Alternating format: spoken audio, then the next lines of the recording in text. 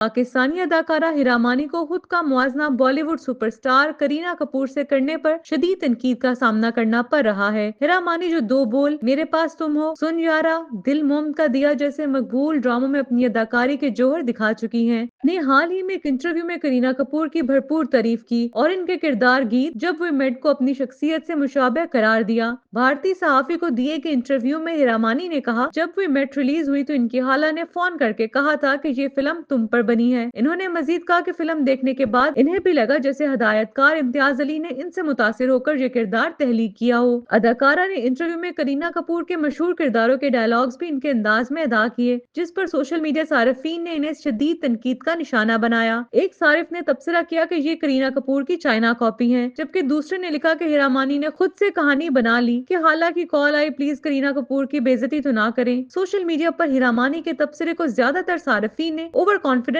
करार दिया, जबकि कुछ ने इनकी बात को महज पसंदीदगी का इजहार किया।